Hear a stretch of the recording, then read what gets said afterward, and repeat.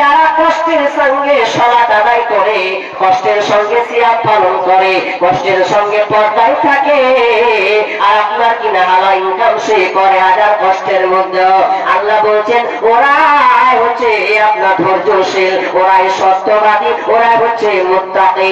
আর এগুলো গুণ কাদের থাকবে? যারা দুনিয়াতে কষ্ট করে ধৈর্য ধারণ করবে। নাম্বার দুই নম্বর গ্রুপ যারা, তারা বলছে নামাজ রোজা করতে পারবো না, জুয়া ছাড়তে পারবো না।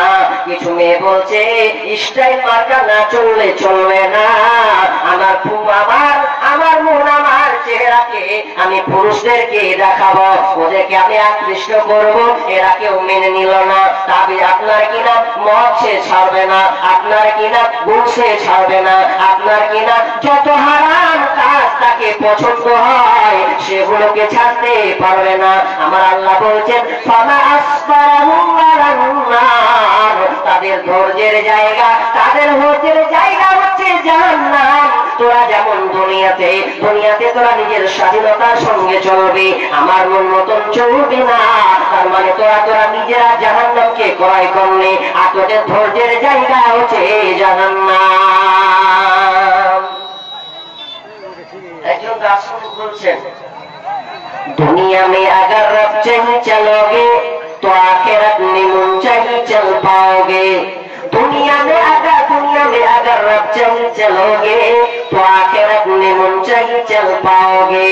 যদি তুমি দুনিয়াতে রবের অধীনে থাকো, রব কোরআন এবং হাদিস অনুযায়ী যদি তুমি জীবন যাপন করো, আল্লাহ তোমাকে যেটা ওয়াদা করেছে, আল্লাহ তোমাকে যেটা আদেশ করেছে সেটা তুমি মেনে চলেছ, আল্লাহ যেটা নিষেধ করেছে ওটাকে তুমি বর্জন করে দিয়েছ।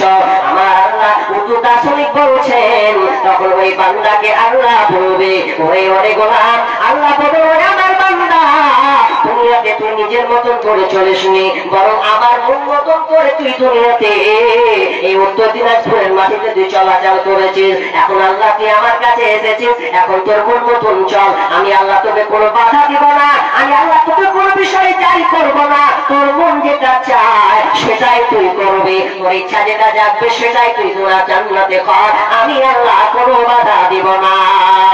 আর যারা दुनिया में अगर मन चाहिए चलोगे, दुनिया में अगर मन चाहिए चलोगे तो आखिरत में रब चाहिए चलना पड़ेगा।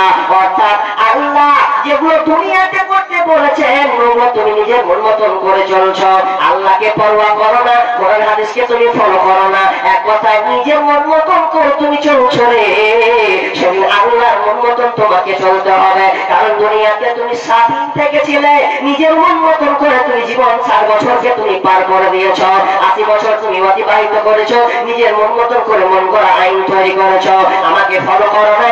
আল্লাহ বলছে এখন তুই আমার কাছে পাকড়াও হয়েছিস, এখন তুই আমার কাছে ধরা খেয়েছিস, এখন আমার মন মতন তোকে চলতে হবে, আমি যেখানে বলবো সেখানেই তোকে যেতে হবে, আর তোর মন মতন চলা যাবে না।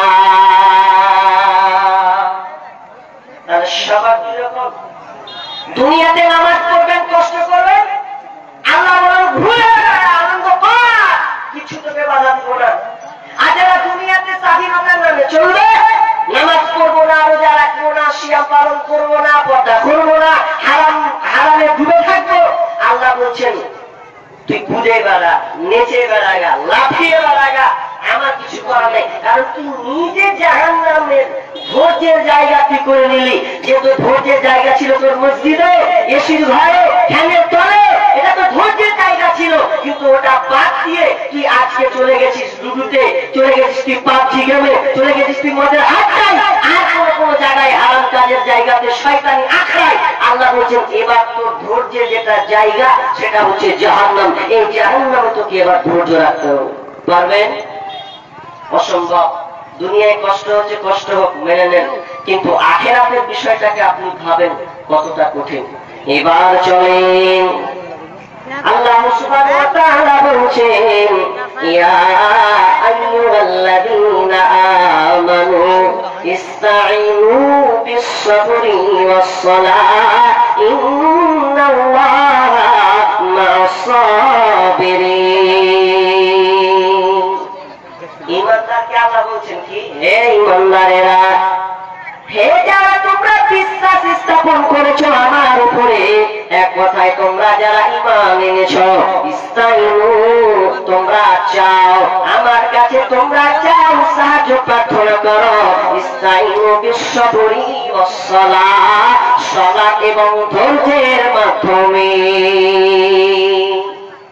আমার কাছে চাইতে গেলে একটা জিনিস রাখতে হবে, সেটা হচ্ছে সালাত এবং ধৈর্য।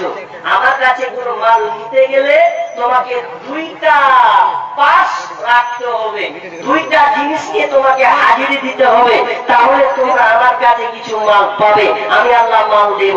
এটা দুটা জিনিস, এক সালাত আর একটা হচ্ছে সালাত, নামাজ।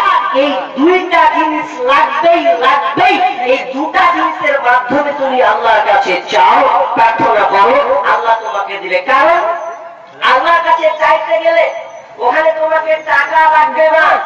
আল্লাহর কাছে চাইতে গেলে আল্লাহর কাছে গোল্ড চলবে না, কোন রুপি চলবে না, কোন পাউন্ড চলবে না, কোন ডলার চলবে না, কোন কোটি টাকা পয়সা কিছুই চলবে না। তাহলে আল্লাহর কাছে যেটা চলবে সেটা হচ্ছে কি?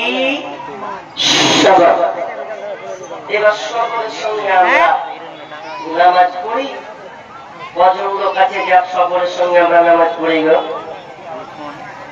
একটা ইমাম যদি জোহরের সালাত কোনরকম করে 10 মিনিট যদি পার হয়, ওর চুলকানি শুরু হয়ে যাবে, সালা 10 মিনিট পার করে দিলে কেমন করে রুকু সেজদা করছে যে এতক্ষণ লাগছে।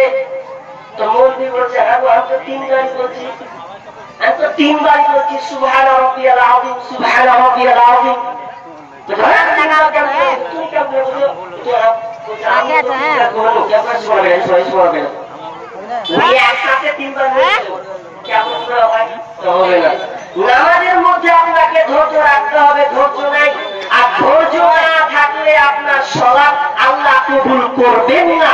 ধৈর্যবিহীন সালাত আল্লাহর কাছে কোনো মূল্য থাকে না, মূল্য থাকবে না। যেমন দুনিয়াতে আপনি কোনো কিছু কিনতে গেলে যেমন আপনাকে টাকা লাগবে, টাকা দিবেন তো মাল পাবেন, যদি আপনি টাকা না দেন তো আপনাকে মাল দেবে না। আগে সময় ছিল মানুষ বিনিময়ের উপরে বিনিময় করতো, এই দিলাম সেই দাও, একটু ধান দিলাম পুরোকে গম দাও, বিনিময় চলতো। কিন্তু এখন ওটা নাই, তোমার কাছে টাকা আছে মাল দাও, টাকা না তো তুমি মাল পাবে না, চলে যাও। তবে টাকা দুনিয়াতে কতটা দরকার? টাকা অবশ্যই দরকার আছে।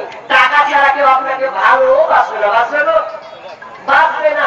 টাকা মূল্যহীন আপনি, আপনার টাকা নেই তো আপনার কোনো সার্থকতা নাই, আপনাকে কেউ পছন্দ করবে না, বলে মা ভালোবাসবে, ধুর মিথ্যা কথা, মাও ভালোবাসবে না। আচ্ছা না বাসবে, আমার বিবিটা তো ভালোবাসবে, ছি ছি ছি, বিবিটাও ভালোবাসবে না, মাথা খারাপ। ইনকাম যদি আপনি না করেন তো আপনার চেহারা দেখে দেখে জীবন যাপন করবে, তাহলে আপনাকে টাকা লাগবে।